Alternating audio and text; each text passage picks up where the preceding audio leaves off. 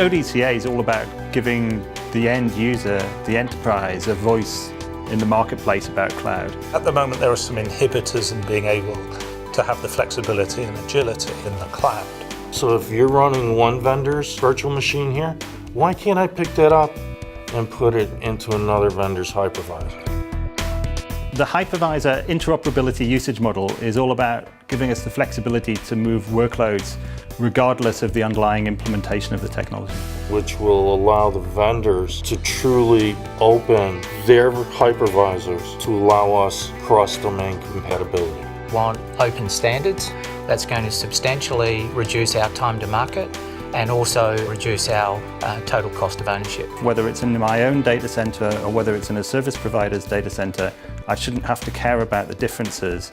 I should only care about the commonality.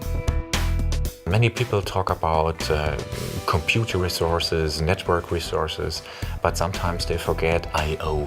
It's the next frontier in terms of some of the performance characteristics that it offers to us and in terms of some of the agility in moving data around behind the scenes. 讲到这个问题，就是说，由于我们虚拟化以后的话，这个大家虚拟的技术不太一样，所以说呢，在中间的话 ，I/O 如何处理 I/O 的问题，大家的采用的这种方式不一样。The I/O control model is all about providing us with a set of specifications for the I/O subsystems within a service provider. What we're asking the providers for here is to surface a little bit more detail about how they're doing I/O and give us options over the sort of quality of service that lies behind the scenes. Let's have choices over how we decide to configure our systems within the service provider's envelope so that we've exercised that control and we've achieved for ourselves that level of due diligence over doing the right thing for our applications. And if you go more into the direction of virtualization, it's much more necessary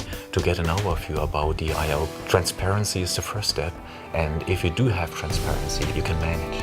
We're beginning to deliver right now, and the last phase is to get massive adoption. Whether the service providers will listen and be compliant to these usage models, to me seems to be the biggest slam dunk that I've ever seen.